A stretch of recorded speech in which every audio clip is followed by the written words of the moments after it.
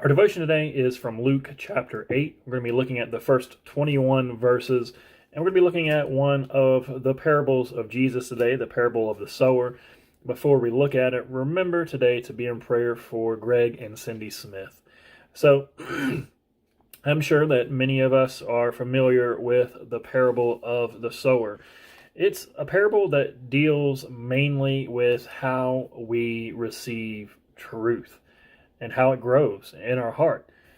So the parable of the sower is simply about someone who goes out and sows seed. And we know that there's different places that the seed lands. Some of it lands on rocky soil. Some of it lands on the pathway and the birds come and get it. Some of it lands among weeds and thorns and it's choked out.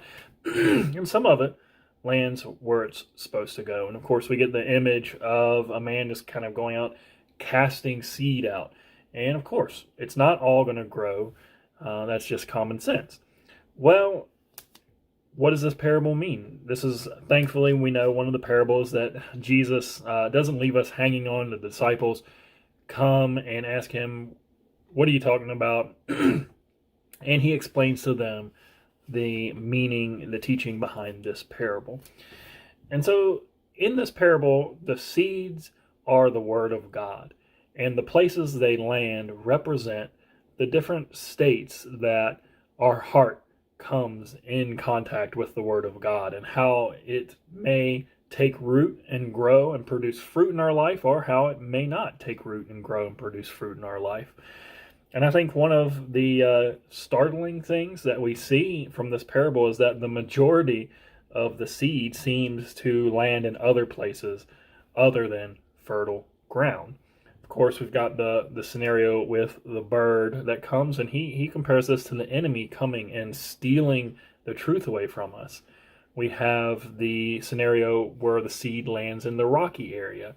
It doesn't take root. It doesn't get the moisture that it needs. And he compares this to us hearing word, accepting it, but it not having any root in us. So when we face temptation or persecution, when things get difficult, then we just kind of back away from that truth. It doesn't actually produce any fruit.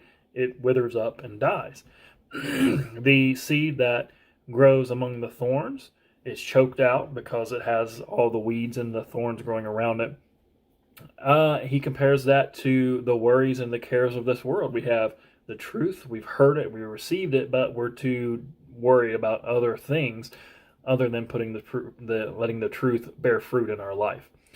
And then, of course, the seed that lands in the fertile ground is seed that takes root in us. We receive it. It's the word that we've heard, and yet it doesn't just sit there. It actually produces fruit and changes the way we live. It changes our faith. It draws us closer to God. And I think that this parable is immediately applicable to any time we hear the truth, the word of God preached, whether we're talking about the time we heard it when we were saved, or the Bible study we heard, or the sermon we heard when we were in church yesterday. It's something that is constantly happening in our lives, whether we realize it or not. Even just because we're followers of Christ doesn't mean we always are listening to the word we've heard and we've always let it take root in our heart. And so I think that this is an important parable for us. It gives us something to pray about, because it's very possible. I mean, think about yesterday when you were in church. Did that seed take root in your heart?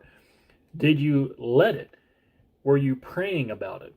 And this parable always reminds me that I need to pray before I read my Bible, before I hear a sermon. I need to pray for the state of my heart, because there's some things here that maybe, are outside of my control, like the enemy stealing the word away from me.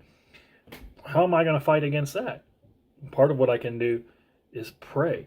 God, protect my heart from the enemy. Don't let this truth be stolen away from me. What about if there's no root taking hold of from the word that I hear?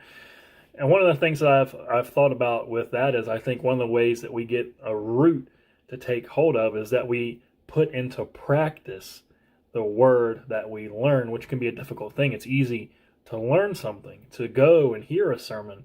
But if we immediately begin to put it in practice, I think that helps the root begin to grow and it take hold in our life.